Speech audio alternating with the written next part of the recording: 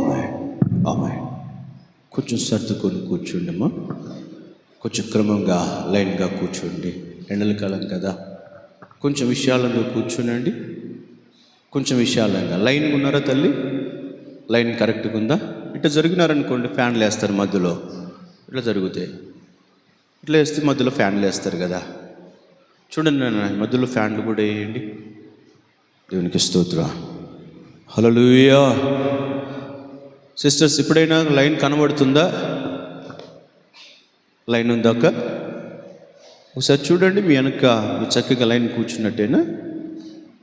Right. దేవుడికి మహిమ ఘనత ప్రభావములు కలుగును గాక. హల్లెలూయా హల్లెలూయా. కూడి వచ్చిన మీ అందరికీ ప్రభువైనటువంటి యేసునామమున శుభాభివందనాలు తెలియజేసుకుంటున్నాను. దేవుడు మిమ్మల్ని దీవించి ఆశీర్వదించి ఆరోగ్యాన్ని కలుగజేసి పరిశుద్ధాత్మ దేవుడు మనలందరినీ కూడా పరలోక రాజ్యంలో చేర్చును గాక. ఈ సమయంలో పరిశుద్ధ గ్రంథము నుంచి కొన్ని మాటలు మనం ధ్యానం చేసుకుందాం. యోనా గ్రంథము 1వ అధ్యాయము 11, 12 వాక్యాలు చదవగా మనమందరం కూడా విందాం. యోనా గ్రంథము 1వ అధ్యాయము 11, 12 వాక్యాలు. అప్పుడు వారు, సముద్రము పొంగుచూ ఉన్నది, తుఫాను అధికమగుచూ ఉన్నది, సముద్రము మా మీదికి రాకుండా నిమ్మలించున్నట్లు మేము నీకు ఏమి చేయవలనని అతనిని అడుగగా, యోనా,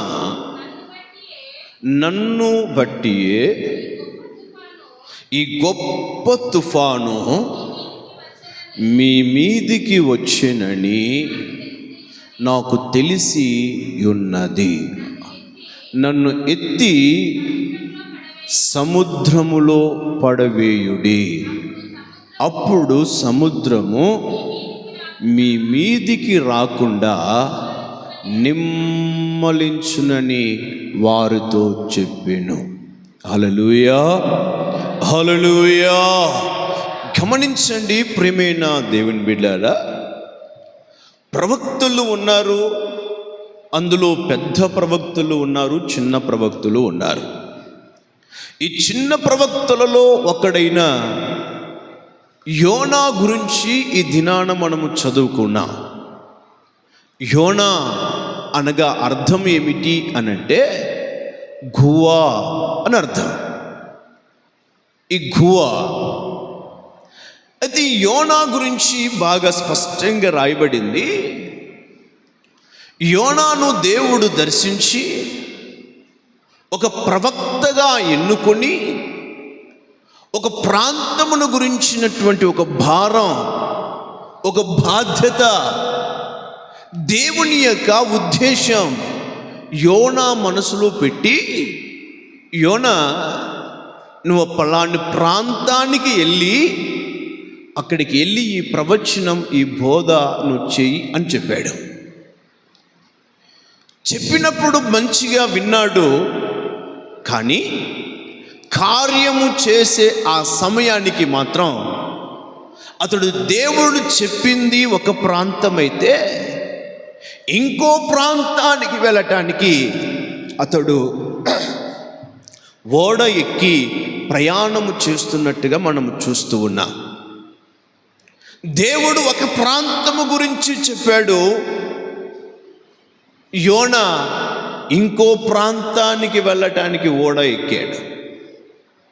ఈ ఓడ ఎక్కి వెళుతున్న కారణాన్ని బట్టి సముద్రములో అలలు రేగాయి, తుఫాను లేసింది.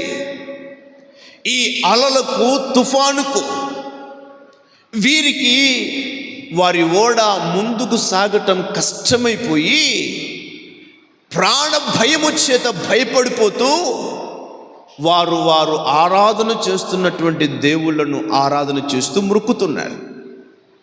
ఎంత మృక్కినా ఆరాధించినా తుఫాను అణగలేదు, ఆగిపోలేదు, అలలు అణిగిపోలేదు. వారికి భయంకరమైనటువంటి పరిస్థితి ఎదురైంది. ఒకవేళ ఈ ఓడలో ఉన్నటువంటి సరుకుల వల్ల ఈ ఓడ మునిగిపోయే అవకాశం ఉందేమో అని భయపడి వారు కొనుక్కున్న ఆహారానికి సంబంధించినటువంటి వస్తువులన్నీ కూడా సముద్రములో ఎత్తిపడేశారు. అయినా ఓడ తేలిక కాలేదు, ముందుకు సాగటం లేదు. ఎందుకు ఇలా జరుగుతుంది అని ఆలోచన చేసి వారందరూ కూడా ఆలోచన చేస్తే, ఎవరి వల్ల ఈ కీడు, ఈ సమస్య వస్తుందని ఆలోచన చేస్తే అక్కడ ఉన్న వారందరూ మంచిగానే కనబడుతున్నాడు. ఎవరి వల్ల జరుగుతుందనే విషయం అర్థం కాలేదు. చివరికి వారు వెతికారు. అందరూ దేవుణ్ణి ఆరాధన చేస్తూ ఉండగా చక్కగా నిద్రపోతున్నటువంటి ఓడ అడుగు భాగానికి వెళ్ళి నిద్రపోతున్నటువంటి యోనా వారందరికీ కనబడ్డాడు. నిద్రపోతున్న వాడిని లేపారు, బాగానే తిట్టారు. ఓయి నిద్రపోతా అన్నట్టుగా మాట్లాడారు, లేచారు. యోనా, ఈ భయంకరమైనటువంటి ఈ తుఫాను, సముద్రములో అలలు, ప్రాణము పోయేటువంటి పరిస్థితి, ఇది ఎందుకు వచ్చిందో, ఎలా వచ్చిందో, ఎవరి వల్ల కలిగిందో అర్థము కావటం లేదు అని అంటే, సీట్లు వేద్దాము అని చెప్పారు అందరు కలిసి. మొత్తం మీద సీట్లు వేస్తే ఆ సీట్లు ఎవరి పైకి వచ్చింది? యోనా పైకి వచ్చింది. ఇప్పుడు యోనా అంటాడు, ఈ భయంకరమైనటువంటి పరిస్థితి ఎందుకు వచ్చింది అని వారు అడిగితే, ఇప్పుడు ఆయన చెప్పినటువంటి సమాధానం చదువు. అతడు వారితో, నన్ను బట్టియే ఈ గొప్ప తుఫాను మీ మీదకి వచ్చినది. హల్లెలూయా, హల్లెలూయా. గమనించండి ప్రియమైన దేవుని బిడ్డలారా, యోనా అంటున్నాడు, వారు అడిగారు, అయ్యా ఇంత భయంకరమైనటువంటి తుఫాను ఎందుకు వచ్చింది? ఈ సముద్రంలో అలలు ఎందుకు ఇలా రేగుతూ ఉన్నాయి?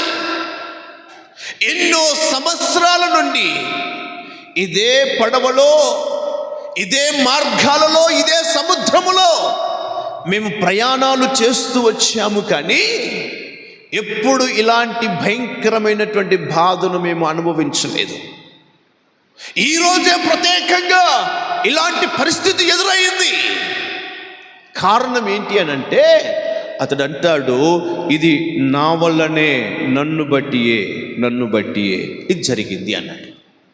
హల్లెలూయా, హల్లెలూయా. కనుక ప్రియమైన దేవుని బిడ్డలారా, యోనాను బట్టి ఎందుకు ఆ సమస్య వచ్చింది అని అంటే, యోనాకు దేవుడు చెప్పాడు, ఒక ప్రాంతానికి వెళ్ళు అని. నినివే పట్టణానికి వెళ్ళమంటే ఈయన తర్షీషుకు వెళ్తా ఉన్నాడు. దేవుని మాట విని లోబడని కారణాన్ని బట్టి యోనా జీవితములో, యోనాతో పాటు ఉంటున్న వారందరి బ్రతుకులో భయంకరమైనటువంటి తుఫాను రేగింది, అలలు లేచాయి. మరణకరమైనటువంటి పరిస్థితి వాళ్ళ దగ్గరికి వస్తూ ఉంది, అపాయమైనటువంటి పరిస్థితి. ఇది గమనించి ఎందుకు చేశారని, ఎందుకు ఇలా అవుతుందని అంటే, యోనా అంటాడు, నన్ను బట్టియే అన్నాడు. యోనా అంటున్నాడు, ఇది నన్ను బట్టియే జరిగింది అని. ప్రియమైన దేవుని బిడ్డలారా, కొన్ని పరిస్థితులు ఎదురవుతున్నాయి, కొన్ని లక్షణాలు కనబడుతూ ఉంటాయి. ఆ లక్షణాలు కనబడినప్పుడు, పరిస్థితులు ఎదురైనప్పుడు, ఎవరమైనా కానీ మనలను మనము పరీక్షించుకోవాల్సినటువంటి పరిస్థితులు ఎంతైనా ఉన్నాయి. హల్లెలూయా, హల్లెలూయా. లేకపోతే నిన్ను బట్టి నీతో ఉన్న వారందరి జీవితాలు ఆగమైతాయి. యోనా అంటున్నాడు, ఈ పరిస్థితి నన్ను బట్టి అని అన్నాడు. ప్రియమైన దేవుని బిడ్డలారా, ఈ మధ్యాహ్న కాల సమయంలో వాక్యం వింటున్నటువంటి మనము ఆలోచించాల్సినటువంటి విషయం, యోనాను బట్టి తనతో ప్రయాణము చేస్తున్న వారందరికీ ప్రాణ అపాయ పరిస్థితి కలిగింది. భయంకరమైన తుఫాను రేగింది, సముద్రంలో అలలు లేచాయి, ప్రయాణం ముందుకు సాగలేనటువంటి పరిస్థితి ఏర్పడింది. ఇది యోనాను బట్టి జరిగినటువంటి పరిస్థితి.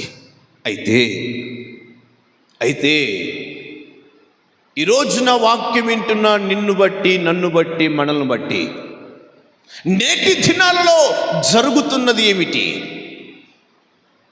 యోనాను బట్టి తుఫాను వచ్చింది, యోనాను బట్టి సముద్రములో అలలు రేగాయి, యోనాను బట్టి ఆహారం అంతా దూరమైపోయింది, యోనాను బట్టే ప్రయాణం సాగలేకపోతా ఉంది. అది యోనా ఒప్పుకుంటూ ఉన్నాడు, కనబడుతుంది మనందరికీ కూడా. అయితే మనమందరము కూడా దేవుణ్ణి ఆరాధిస్తున్నటువంటి వారం, దేవుని నమ్మినటువంటి వారం. మరి మనలను బట్టి ఏమి జరుగుతూ ఉంది? హల్లెలూయా. మనలను బట్టి ఏమి జరగాలి? ఏమి జరుగుతుంది లోకములో? కొన్ని మాటలు ఈ దినాన ప్రభు మనతో తేటగా మాట్లాడునుగాక. ఒక మాట చదవండి, గలతీ పత్రిక 1వ అధ్యాయం 23-24 వాక్యాలు చదవండి. మునుపు అందరు తీశారా బైబిళ్ళు? గలతీ పత్రిక 1వ అధ్యాయం 23-24 వాక్యం. మునుపు మనలను హింస పెట్టినవాడు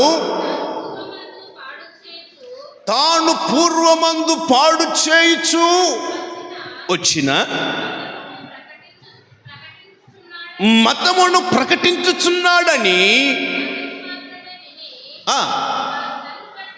వారు నన్ను బట్టి దేవుణ్ణి మహిమపరిచిరి. హల్లెలూయా, హల్లెలూయా.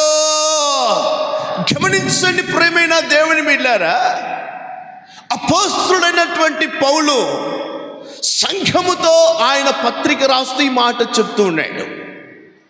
ఒకప్పుడు నేను ఎలాంటి వాడనంటే, పూర్వము నేను దూషకుడను, హింసకుడను, హానికరుడనైనటువంటి నేను, అంతేకాదు సంఘాలను పాడు చేస్తున్నటువంటి నేను, ఏ సంఘమును గురించి నేను ఆటంకపరుస్తూ వచ్చానో అదే భక్తిని గురించి నేను ప్రకటిస్తూ ఉండగా, ఆ మతమును గురించి నేను ప్రకటిస్తూ ఉండగా ప్రజలందరూ కూడా చూశారు. అందరూ అనుకున్నారంట, ఒకప్పుడు ఇతడు భయంకరమైన వాడు, సంఘాలను కూల్చినవాడు, సంఘాలను పాడు చేసినవాడు, క్రైస్తవులను చంపినవాడు ఇతడు. ఇప్పుడు యేసయ్యను గురించి సువార్త ప్రకటిస్తున్నాడు అనే విషయం వారు చూసి, వారు విని ఈ పౌలును బట్టి వారందరూ కూడా దేవుణ్ణి మహిమపరుస్తూ ఉన్నారు. హల్లెలూయా, హల్లెలూయా. గమనించండి ప్రియమైన దేవుని బిడ్డలారా, పౌలు పరిస్థితి ఒకప్పుడు భయంకరమైనదే. దేవుని ఎరగనివాడు, అతడు ఒక మత ఛాందస్వం కలిగినవాడు, మత పిచ్చి కలిగినవాడు. యెహోవాయే దేవుడు, వేరొకరు లేరు అనేటువంటి విధానములో కొనసాగించబడిన వాడు, మంచి చదువు కలిగిన వాడు, సంస్కారం ఉన్నటువంటి వాడు. కానీ యేసు ప్రభువును మాత్రం అంగీకరించేవాడు కాదు. అంగీకరించకపోగా యేసు ప్రభువారిని ఎవరైతే అంగీకరించారో ఆ అంగీకరించిన వారిని సహితం అతడు చంపేయడానికి ప్రయత్నం చేసినటువంటి వ్యక్తి ఈ పౌలు. హల్లెలూయా. ఒకప్పుడు అలా ఉన్నాడు. దేవుడు దర్శించాడు, దేవుడు తనతో మాట్లాడాడు, దేవుడు తన జీవితాన్ని రక్షించుకున్నాడు. ఎప్పుడైతే తన జీవితం రక్షణలోనికి వచ్చిందో, తన జీవితం మారు మనసు పొందిన అనుభవంలోనికి వచ్చిందో, ఒకప్పుడు ఏ సంఘమునైతే నాశనం చేయాలనుకున్నాడో, ఏ సువార్త అయితే ప్రకటించకూడదని అడ్డుపడుతూ వచ్చాడో, అదే సంఘము కోసం ఇప్పుడు ప్రాణాన్ని పెట్టి వాడిగా మార్చబడ్డాడు. హల్లెలూయా, హల్లెలూయా. ఈ స్థితిని చూసిన వారు అతనిని బట్టి, అతని మార్పును బట్టి, అతని క్రియలను బట్టి, అతని పద్ధతులను బట్టి దేవుణ్ణి మహిమపరుస్తూ ఉన్నారు. హల్లెలూయా. ఒకసారి ఆలోచన చేయి. నీవు నేను దేవుని నమ్మకమునపు హానికరులమే, క్రూరులమే, మోసపూరితమైన వారమే, లోకానుసారమైన వారమే. అయితే నీవు రక్షణ పొందుకున్నావు, మారు మనసు పొందుకున్నావు, బాప్తిజం తీసుకున్నావు, దేవుణ్ణి అంగీకరించావు. ఇప్పుడు నీ బ్రతుకును బట్టి, నీ ప్రవర్తనను బట్టి దేవునికి మహిమ కలుగుతుందా? ఒక ఆయన లివింగ్స్టన్ అని ఒక దైవజనుడు, గొప్ప దైవజనుడు ఉండేవాడు. ఆయన నశించిపోతున్నటువంటి ఆఫ్రికా ఖండమును గురించి ఒక భారము కలిగిన వాడై, ఆయన డాక్టర్, జనరల్గా ఆయన డాక్టర్. అంత చదివి ఉద్యోగం చేస్తున్నా ఆఫ్రికా ప్రాంతముల గురించి ఒక భారము కలిగిన వాడై, తన ఇల్లు, సంపాదన, వృత్తి అంతా కూడా వదిలిపెట్టి నశించిపోతున్నటువంటి ఆఫ్రికా ప్రాంతానికి సువార్త సేవ చేయటానికి వెళ్ళాడు. ఆ ప్రాంతం ఎలాంటిదనంటే భయంకరమైనటువంటి పాపముతో కూడినటువంటి ప్రాంతం, నరరూప రాక్షసత్వం కలిగినటువంటి ప్రాంతం ఆ ప్రాంతం. అంత భయంకరమైనటువంటి ఆ ప్రాంతానికి వెళ్ళారు. ఆ ప్రాంతమే ముందే భయంకరమైన ప్రాంతం అయితే, అక్కడికి వెళ్ళినటువంటి మనుషులకి ఈయనకు చాలా తేడా కనపడుతుంది. ఈయన శరీరం చాలా తెల్లగా కనపడుతుంది, ఆఫ్రికా వాళ్ళంతా కూడా నల్లగా కనపడతారు. ముందే మనిషిని కొట్టు చంపేటువంటి పరిస్థితులు ఉన్న ఆ ప్రాంతములో, దేవుడి భయం అంటే తెలియని ఆ ప్రాంతములో ఇతడు కలరు మారిన వాడై, తెల్లని శరీరం కలిగిన వాడై ఆ ప్రాంతానికి వెళ్ళాడు. ఆ ప్రాంతంలో సువార్త సేవ చేయడానికి చాలా కష్టపడ్డాడు. ఒక సందర్భములో కన్ను పోయింది, ఒక సందర్భములో చేయి పోయింది, ఒక సందర్భములో కాలు పోయింది. అతడు ఒంటి కాలు కలిగిన వాడే చివరి దినాలలో మరణించాడు. కొన్ని సంవత్సరాలు ఆ ప్రాంతంలో పరిచర్య చేశాడు. కానీ అతడు చనిపోయే లోపు ఆఫ్రికా ప్రాంతం 70% క్రైస్తవులుగా మార్చబడింది. హల్లెలూయా, హల్లెలూయా. అతడు చనిపోయే లోపు 70% క్రైస్తవులుగా మార్చబడ్డారు. అయితే ఆయన చనిపోయినప్పుడు వాళ్ళది ఇంగ్లాండ్ ప్రాంతం. ఆ ఇంగ్లాండ్ వాళ్ళు వచ్చారు, అయ్యా ఈయన గొప్ప దైవజనుడు, మా ప్రాంతానికి సంబంధించిన వాడు కనుక భూస్థాపన మా ప్రాంతంలో చేసుకుంటామని ఆయన తీసుకుని వెళ్ళటానికి వచ్చారు వారి దేశ పౌరులు. కానీ ఆఫ్రికాలో ఉన్న వారు కూడా అంటున్నారు, అయ్యా ఆయన జీవితం అంతా కూడా మా దేశానికి ధారపోసాడు కనుక మా దేశంలోనే ఆయన భూస్థాపన కావాలని గొడవపడ్డారు. ఏమి చేయాలో అర్థం కాలేదు.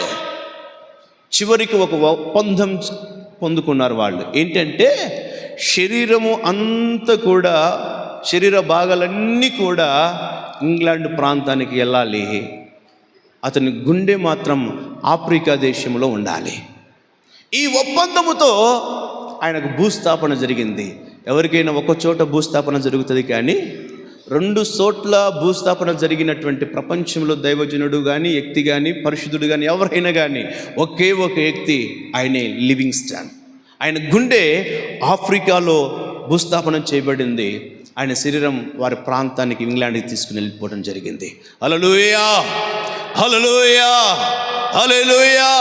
గమనించండి ప్రియమైన దేవుని బిడ్డలారా, ఆయన గురించి ఆయన దేశమంతా కూడా అలా చెప్పుకోగలిగింది. ఓ సందర్భంలో ఓ తల్లి చనిపోయింది. బైబిల్లో మనకు తెలుసు ఆయమ్మ తబిత అని. ఆమె టైలరింగ్ చేసేటువంటి స్థితి కలిగినటువంటి సహోదరి. ఆమె చనిపోయింది. చనిపోయినటువంటి విషయం తెలిసి అందరూ బాధపడుతూ ఉన్నారు. అయితే యేసయ్యకు కూడా బాధ కలిగింది. మొత్తం మీద యేసయ్య ఆ బిడ్డను ముట్టి సజీవులుగా లేపాడు. ఆ చనిపోయినప్పుడు అక్కడ వారందరూ కూడా ఆమె గురించి చెప్తున్న మాట ఏందో తెలుసా? ఈమె చాలా చాలా మంచిది, ఈమె స్థితి చాలా మంచిది, మా ప్రజల కోసం ఎంతగానో కష్టపడింది, మా కోసం చాలా పని చేసింది ఈమె అని ఒక గొప్ప సాక్ష్యం ఆమె గురించి ఆ ప్రాంత ప్రజలందరూ కూడా అంటుంటే యేసు ప్రభు వారు విన్నారు. కనుక ఆ చనిపోయినటువంటి ఆ తబితను యేసయ్య లేపాడు. హల్లెలూయా, హల్లెలూయా, హల్లెలూయా. గమనించండి ప్రియమైన దేవుని బిడ్డలారా, పౌలును గురించి ఆ ప్రాంత ప్రజలందరూ కూడా దేవుణ్ణి మహిమపరుస్తూ వచ్చారు. లివింగ్స్టన్ జీవితమును బట్టి ఆఫ్రికా దేశమంతా కూడా దేవుణ్ణి ఘనపరుస్తూ ఉన్నారు. తబితను బట్టి ఆ ప్రాంత ప్రజలందరూ కూడా దేవునికి మహిమకరంగా జీవిస్తూ ఉన్నారు. అయితే ఈ మధ్యాహ్న కాల సమయంలో వాక్యం వింటున్న ప్రియమైన దేవుని బిడ్డ, ఒక మాట చదవండి. రోమీయులకు రాసిన పత్రిక 2వ అధ్యాయం 34వ వాక్యం చదవండి త్వరగా. రోమపత్రిక 2వ అధ్యాయం 24వ వాక్యము.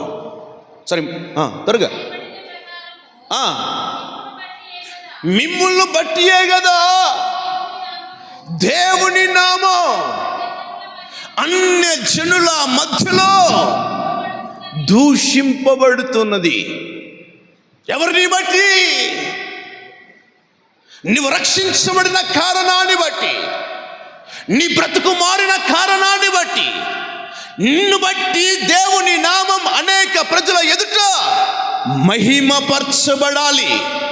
కానీ నేటి దినాలలో యేసయ్యను నమ్మిన ప్రజలను బట్టి, అందులో నీవు నేను మనము ఒకసారి ఆలోచించాల్సిన విషయం, ఈ రోజున నిన్ను బట్టి దేవుని నామానికి మహిమ కలుగుతుందా, లేక దేవుని నామం దూషింపబడుతుందా?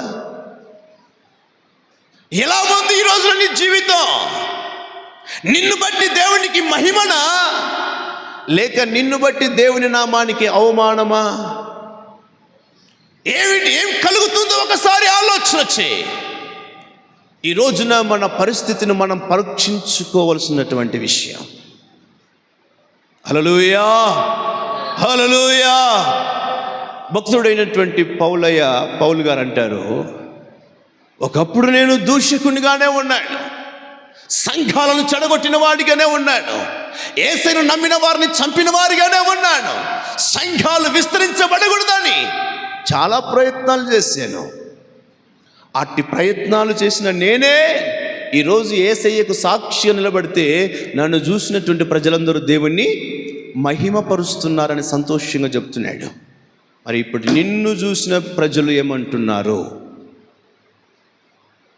నిన్ను ప్రజలు చూస్తూ ఉన్నారు, నిన్ను ప్రజలు గమనిస్తూ ఉన్నారు,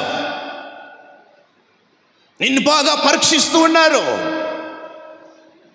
నిన్ను చూసిన ప్రజలు ఎవరు నీతో అనకపోవచ్చు, కానీ వారి మనసులలో ఏముంటుంది నీ గురించి ఒకసారి నువ్వు ఆలోచించుకోవాల్సినటువంటి విషయం. 2వ మాట చదవండి. ఆదికాండము 30వ అధ్యాయము 27వ వాక్యం చదవండి.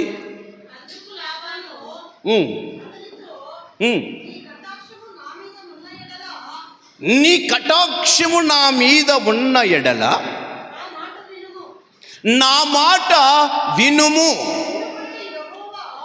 యాకోబు, నిన్ను బట్టి యెహోవా నన్ను ఆశీర్వదించెను. చాలు చాలు తల్లి. లాబాను మాట్లాడుతూ ఉన్నాడు. ఎవరిని గురించి?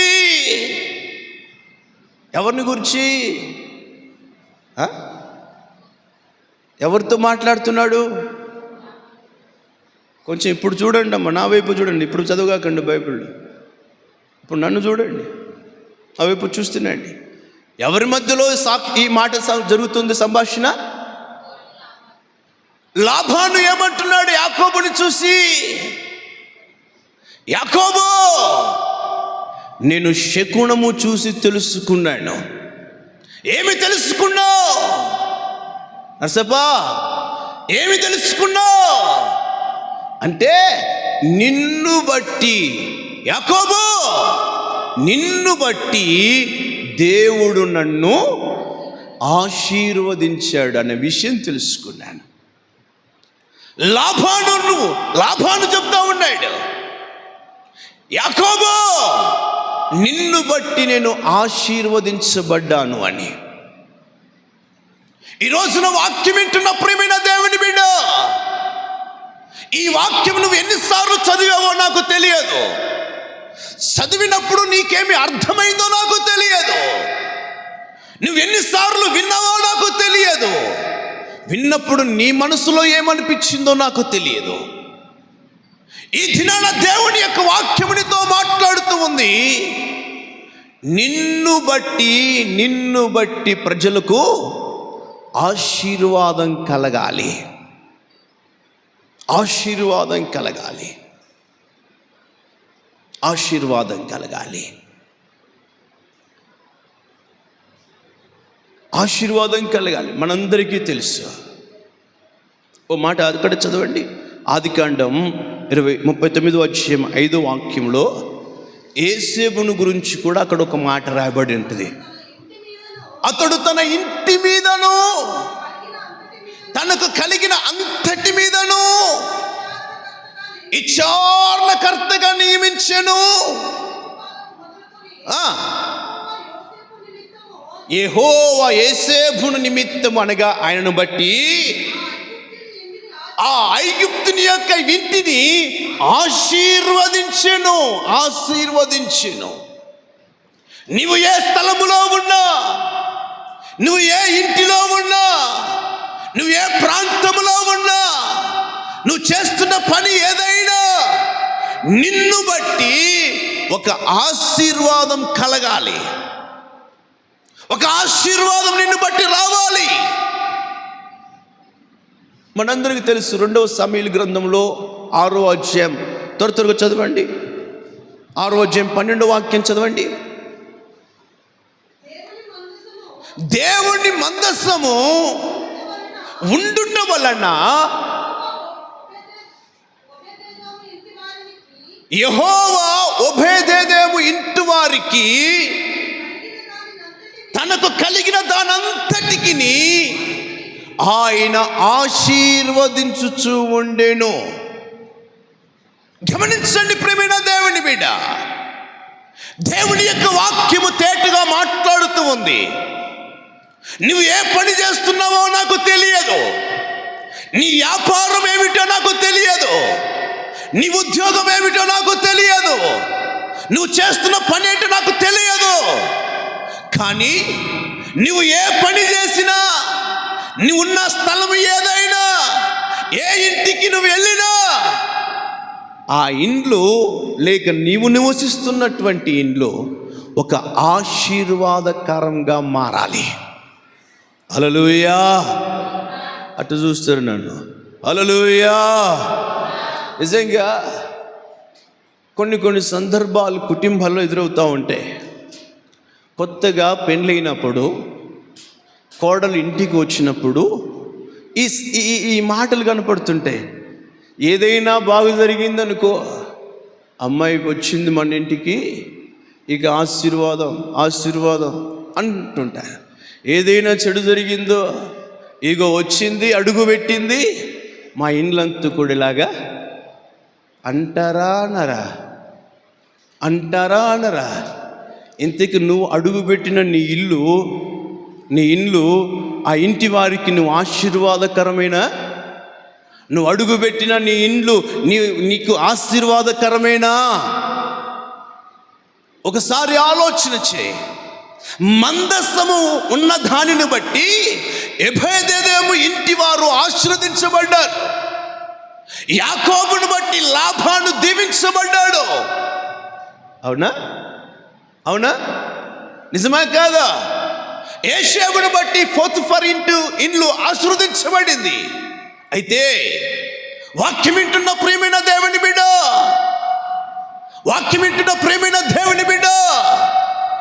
నిన్ను బట్టి నీవు నివాసము చేస్తున్న ఇండ్లు ఆశీర్వదించబడుతుందా?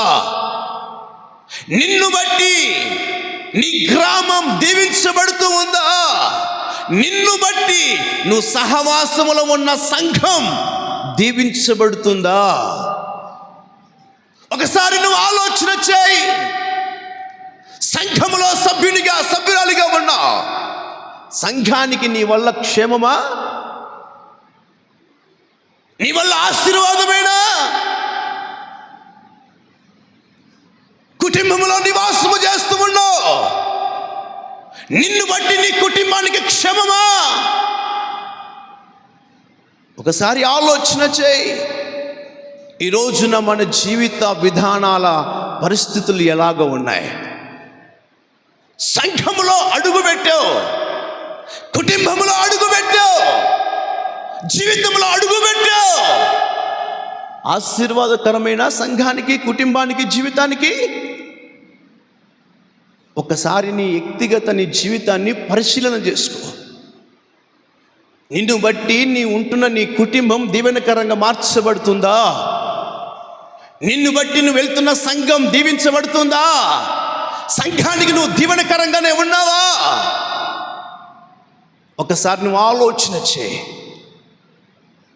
లాబాను అంటున్నాడు, అయ్యా నేను శకునము చూసి తెలుసుకున్నా యాకోబు, నిన్ను బట్టి నేను ఆశీర్వదించబడుతూ ఉన్నా,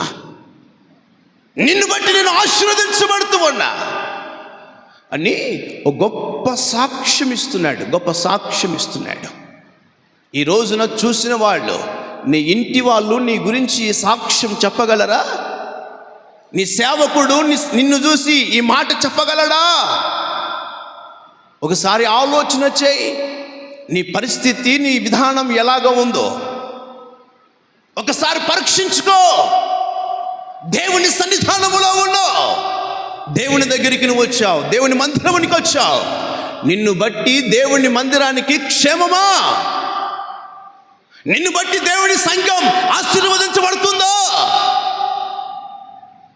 ఒకసారి ఆలోచించుకోవాల్సినటువంటి విషయం. భక్తి అందరూ చేస్తారు, అందరూ అవసరాన్ని బట్టి భక్తి చేస్తారు. కానీ నీ భక్తి ఒక ప్రత్యేకమైనదై ఉండాలా. లోకములో ఉన్న వారికి ఒక ప్రత్యేకించబడినదై ఉండాలా, ఏర్పాటు కలిగినదై ఉండాలా. నిన్ను బట్టి సంఘం దీవించబడేది, నీ కుటుంబం ఆశీర్వదించబడేదై ఉండాలా. నిన్ను బట్టి చెడిపోయేదై ఉండకూడదు. హల్లెలూయా, హల్లెలూయా. గమనించండి ప్రియమైన దేవుని బిడ్డ, ఆ మాట చదవండి. లాబాను అంటాడు యాకోబుతో, ఏమని? అందుకు లాబాను యాకోబుతో, ఓ యాకోబు, నీ కటాక్షము నా మీద ఉన్న ఎడల నా మాట వినుము. యాకోబు, నిన్ను బట్టి యెహోవా నన్ను ఆశీర్వదించెను. నిన్ను బట్టి దేవుడు నన్ను అప్పుల పాలు చేసినాడని చెప్పలే. నిన్ను నమ్మినందుకు నాకు మోసం జరిగిందని అనలే.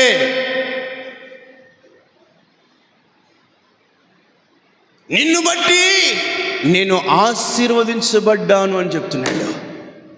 ప్రియమైన దేవుని బిడ్డ, ఒకప్పుడు శాపకరంగా ఉన్నావు, లోకానుసారంగా ప్రవర్తిస్తూ వచ్చావు.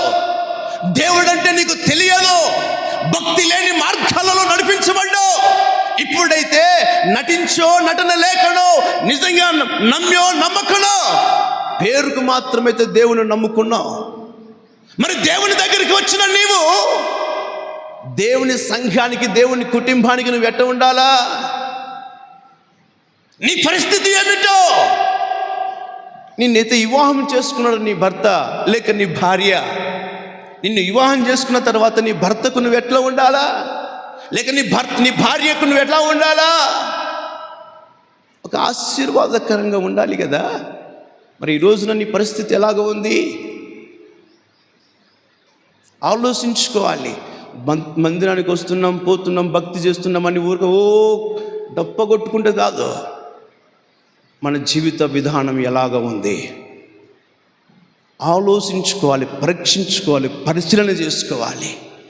ఇంకా ఆశీర్వాదాలు, ఇంకా పొగుడుకుండే విధానాలు కాదు కావాల్సింది. ఇప్పుడు ప్రభు రాకడకు సిద్ధపడేటువంటి కృప కావాలి.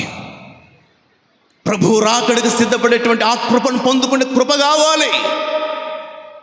ఇంకా పొగుడుకుంటూనే ఉంటే భక్తి చేస్తామనే రోజులు పోయినాయి. ఆలోచన చేయి. ఈ రోజున నువ్వు దేవుని సంఘానికి ఎలాగ ఉన్నావు? మూడో మాట చదవండి. యోహాను సువార్త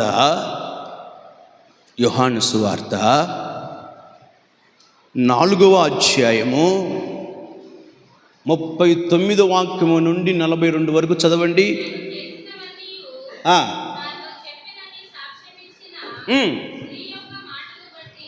నేను చేసినవన్నీ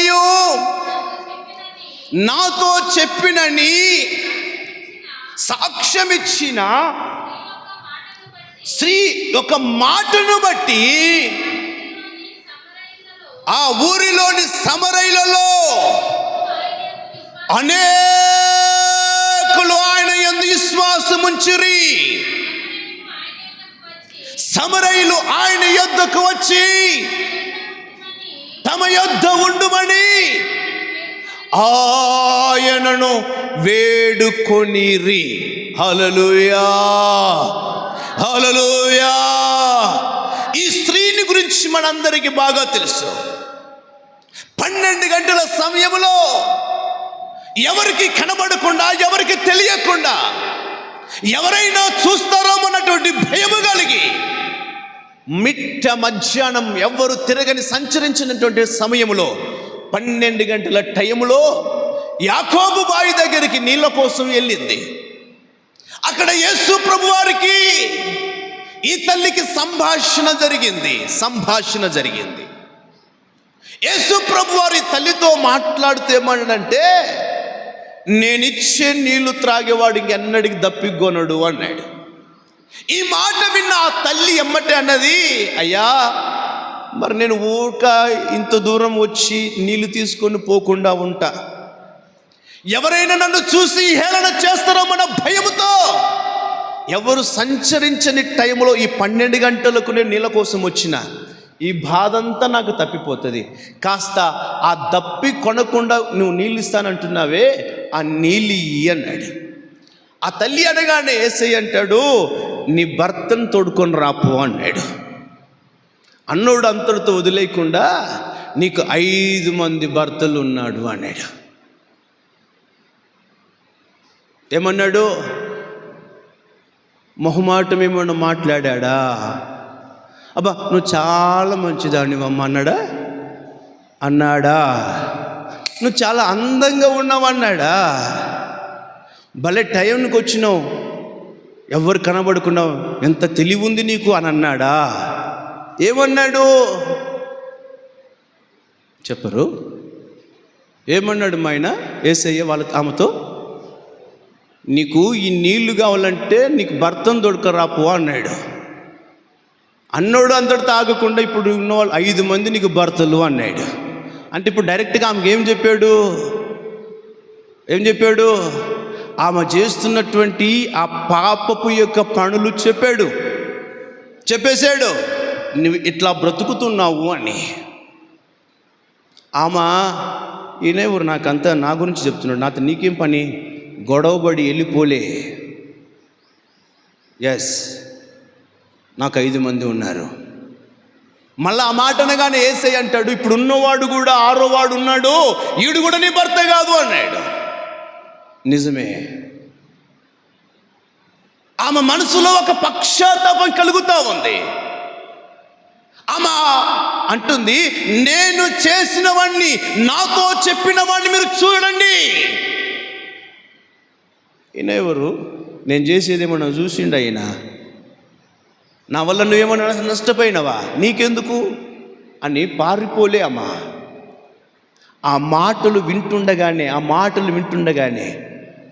ఆయన మాటలు నోట నుంచి వెలువడుతుండగానే ఆమె జీవితంలో వెలుగు కలుగుతూ ఉంది.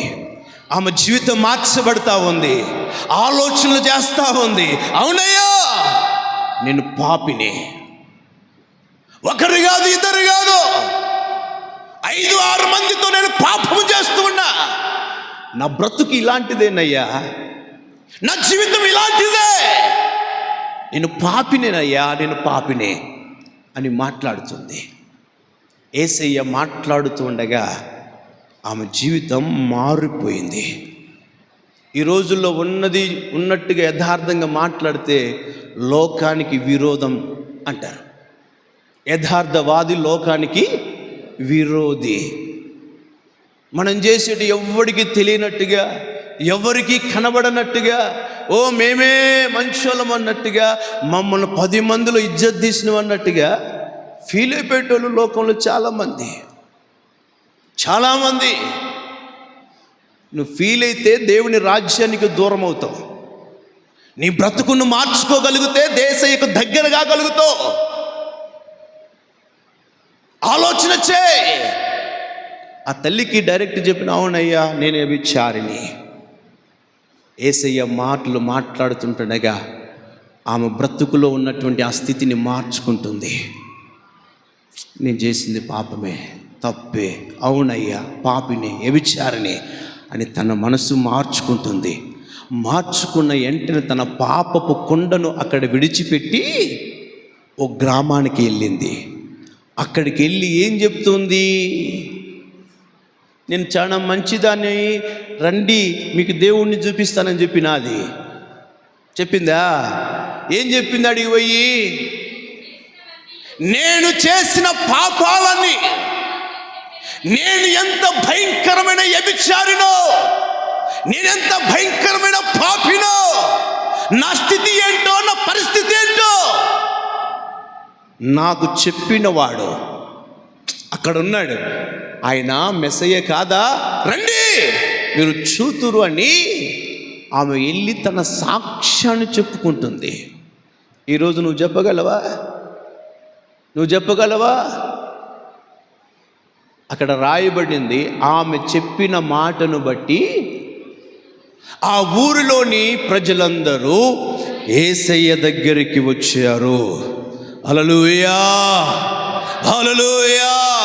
గమనించండి ప్రియమైన దేవుని బిడ్డ, ఈమె ఏమి సేవకురాలు కాదే, ఈమె సేవకుడు కాదే.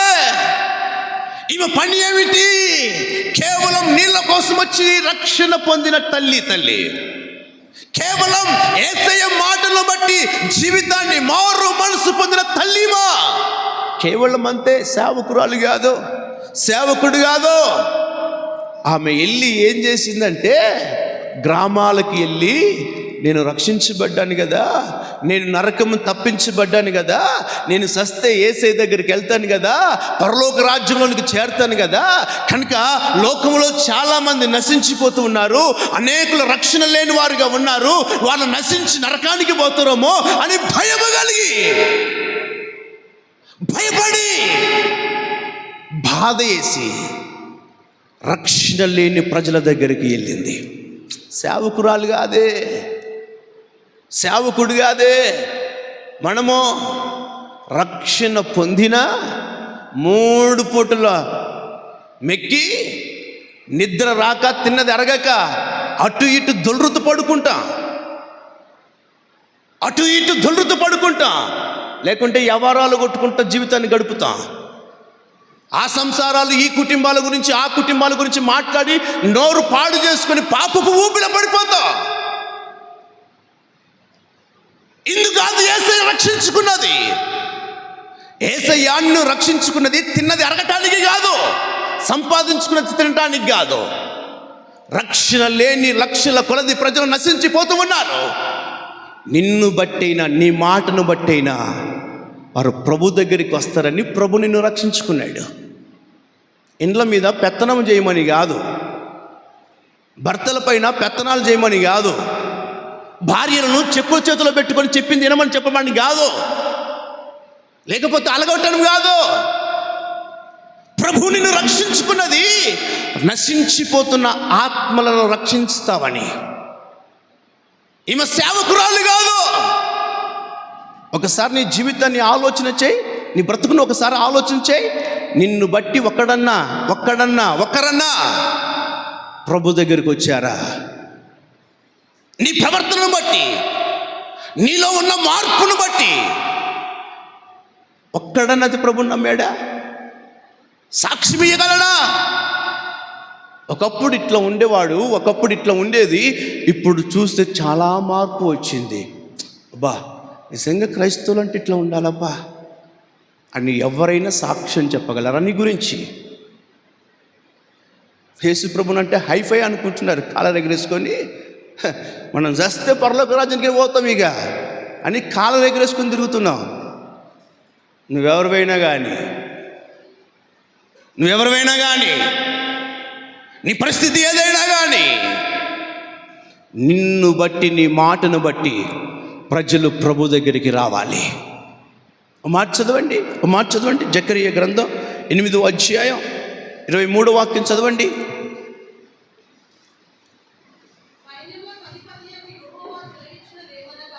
సైన్యములకు అధిపతియగు యెహోవా సెలవిచ్చినది ఏమనగా, తల్లి, ఆ దినములలో ఆయా భాషలు మాట్లాడు అన్య జనులలో 10 మంది ఒక యూదుని చెంగు పట్టుకొని దేవుడు నీకు తోడుగా ఉన్నాడన్న సంగతి గ్రహించి, మేము మీతో కూడా వచ్చుదుము. ఎవరిలో? ఒక్కడే యూదుడు. వాడిని కొంగు పట్టుకొని ఎంతమంది వస్తారట? 10 మంది. అవునా? ఒక్కొక్కరికి 10 మంది. ఒక్కొక్కరికి 10 మంది. ఎలా వచ్చారు? ఈ ప్రజలు చూశారంట. అన్యులు బాగా గమనించారు. బాగా గమనించి ఒక ఆలోచనలోనికి వచ్చారు. ఏమంటే, ఇదిగో, ఒకప్పుడు ఈ తల్లి, ఈ తండ్రి ఒకప్పుడు ఇలాగ ఉన్నారు కదా, ఇప్పుడు మందిరానికి వెళ్తున్నారు కదా, భక్తి చేస్తున్నారు కదా, ఈ భక్తి చేస్తున్న కారణాన్ని బట్టి నిజంగా వీరి జీవితాలు చాలా మార్పులోకి వచ్చాయి. దేవుడు నిజంగా వీరికి తోడుగా ఉన్నాడు. వీరి పక్షాన దేవుడు గొప్ప కార్యాలు చేస్తూ ఉన్నాడు. దేవుడు వీరితో ఉన్నాడు అనే విషయము అన్యులు గ్రహించి వారి యొక్క వస్త్రపు చెంగును ముట్టి 10 మంది వస్తున్నారంట. ఎక్కడికి రా మీరు వచ్చేది నాతో పాటు? ఎక్కడికి వస్తున్నారు మీరు అంటే వాళ్ళు అంటున్న మాట ఏందో తెలుసా? మీతో దేవుడు మీకు తోడుగా ఉన్నాడన్న విషయము మాకు వినబడింది. దేవుడు మీకు తోడుగా ఉన్నాడు, ఈ విషయం మేము విన్నాము. కనుక మీకు తోడుగా ఉన్నాడే ఆ దేవుడు మిమ్మల్ని కాపాడుతున్నాడు, ఆరోగ్యాన్ని ఇస్తున్నాడు, ఆశీర్వాదం ఇస్తున్నాడు. ఆ దేవుడు మాకు కావాలి. ఆ దేవుడు పాపుల కొరకు ఈ లోకానికి వచ్చి ప్రాణాన్ని బలిగా అర్పించాడంటగా. ఆయన జనన మరణ పునరుత్థానాల గురించి మేము విన్నాం. ఆయన తప్ప వేరొక దేవుడు లేడు. ఆయన పరిశుద్ధుడు. ఆ పరిశుద్ధమైన దేవుడు మీకు తోడుగా ఉన్నాడంటగా. అది మేము గమనించి మేము కూడా ఆ దేవుని దగ్గరికి వస్తున్నాం. హల్లెలూయా. మేము కూడా ఆ దేవుని దగ్గరికి వస్తున్నాం. ఆ దేవుడు మాకు కావాలి, ఆ దేవుడు మాకు కావాలి అని అన్యులైనటువంటి వారు యూదుని యొక్క కొంగును పట్టుకొని ఆయనతో పాటు వస్తారట. ఈరోజు నువ్వు గుండెల మీద చేసుకొని చెప్పు, నీ ప్రవర్తనను బట్టి క్రైస్తవులు వీరు, క్రైస్తవ పద్ధతులు విలకాలం ఉన్నాయి, దేవుని నమ్మిన బిడ్డలు వీరు పద్ధతిగా ఉన్నాయి అని నిన్ను చూసి మీరు ఏ సంఘానికి వెళ్తారో, మీరు ఏ దేవుని నమ్ముకున్నారో, మేము కూడా వస్తాం అన్న వాళ్ళు నీతో ఎవరైనా ఉన్నారా?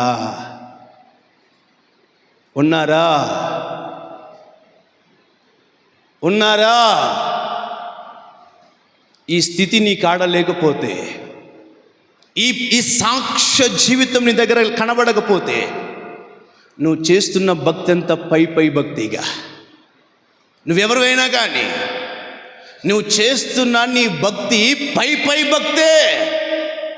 ఇది ప్రభు ప్రత్యక్షమయ్యే ఆదినాన ఎత్తబడటానికి పనికొచ్చే భక్తి కాదు, ఎత్తబడటానికి పనికొచ్చే భక్తి కాదు. నీ కాడున్న బలాన్ని చూసి జబ్బలు తరుచుకోవడానికి తప్ప దేనికి పనికిరాని భక్తి. హల్లెలూయా. కనుక ప్రేమైన దేవుని బిడ్డ, ఈ మధ్యాహ్న కాల సమయంలో ప్రభు నీతో మాట్లాడుతూ ఉన్నాడు. పౌలు గారు అంటారు, నన్ను బట్టి అనేక ప్రజలు దేవుణ్ణి మహిమపరుస్తున్నారు అన్నాడు. యాకోబును బట్టి చెప్తా ఉన్నాడు లాబాను, నిన్ను బట్టి దేవుడు నన్ను దీవించాడు, ఆశీర్వదించాడు అని చెప్తున్నాడు. ఈ స్త్రీ గురించి చెప్తా ఉంది, ఆమె మాటను బట్టి అనేకులు యేసయ్య వద్దకు వచ్చారు. ఈ రోజున మధ్యాహ్నం వాక్యం వింటున్న ప్రియమైన దేవుని బిడ్డ, ఒళ్ళు కదలకుండా ఇంట్లో కూర్చొని జాగారాలు చేస్తున్నావేమో, శరీరానికి చెమట పట్టకుండా అలసిపోకుండా ప్రాణాన్ని ఎలదీస్తున్నావేమో, ఎండకొస్తే కందిపోతామని ఉపవాసాలు చేస్తే కళ్ళు తిరుగుతాయని మౌనంగా కూర్చుంటున్నావేమో, ప్రార్థన చేయటం రాక ఇంతసేపు ఏం ప్రార్థనలు చేస్తారులేని గొనుగుతున్నావేమో. ఒకసారి ఆలోచన చేయి, నిన్ను బట్టి దేవుని నామం మహిమపరచబడుతుందా, అవమానపరచబడుతుందా? ఏమిటి నీ బ్రతుకులో ఉన్న ప్రత్యేకత? నీ బ్రతుకుతున్నా నీ బ్రతుకును గురించి ఒకసారి ఈరోజు ఆలోచన చేయి. ప్రభు త్వరగా రాబోతూ ఉన్నాడు. వచ్చిన ఆ దినాన మన పరిస్థితి ఏంటి? వచ్చిన ఆ దినాన మన పరిస్థితి ఏంటి? వారానికి ఒకసారి మందిరంలో కనబడితే భక్తి చేస్తున్న పరలోక రాజ్యాన్ని చేరతాను అనుకుంటున్నావేమో. పొరపాటు. ఇట్లాంటి భక్తి చేసే వాళ్ళు చాలామంది ఉన్నారు. అనక ఇట్లాంటి భక్తి చేసే వాళ్ళు చాలామంది ఉన్నారు. శుద్ధి లేకుండా భక్తి చేస్తే బల్ల తీసుకుంటే పరలోక రాజ్యం చేరతాను అనుకుంటున్నావేమో.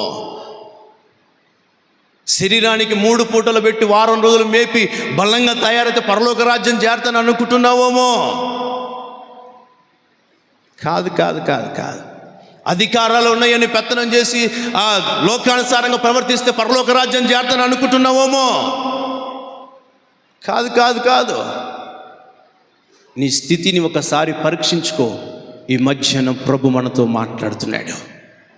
ఒకవేళ నీ పరిస్థితి, నీ స్థితి మారకపోతే యోనా స్థితే మన జీవితాలలో కనబడతాయి. ఆయన యోనా అంటాడు, నన్ను బట్టియే ఈ గొప్ప తుఫాను రేగింది, ఈ అలలు లేసే, మీ ఆహారం అంతా దూరమైంది అని చెప్పాల్సిన పరిస్థితి వస్తుంది. ఆ స్థితి మనలో రాకుండా ఉండాలి అని అంటే నిన్ను బట్టి దేవుని నామం మహిమపరచబడాలి, నిన్ను బట్టి సంఘం కుటుంబం ఆశీర్వదించబడాలి, నిన్ను బట్టి అనేక ప్రజలు ప్రభు యొద్దకు రావాలి. ఆ స్థితి కలిగి ఉందుముగాక, ఆ కృప మనం పొందుకుందుముగాక. లోకానుసారంగా ఎన్నో రోషాలు పౌరుషాలు ఉంటాయి, కానీ ఆత్మ సంబంధంగా ఈ రోషం నీకు రావాలి, ఈ పౌరుషం నువ్వు కలిగి ఉండాలి. దేవుని కోసం ఈ పౌరుషం రోషం కలిగి ఉండు. నిజంగా దేవుడు నిన్ను దీవిస్తాడు. ఆయన ప్రత్యక్షమయ్యే ఆ దినాన ఆయన రాకడకు నిన్ను సిద్ధపరిచి ఆయన రాజ్యంలోనికి చేరుస్తాడు. ఆ కృప మనం పొందుకుందుముగాక. ఒక్కసారి మోకరించండి, ప్రార్థన చేసుకుందాం.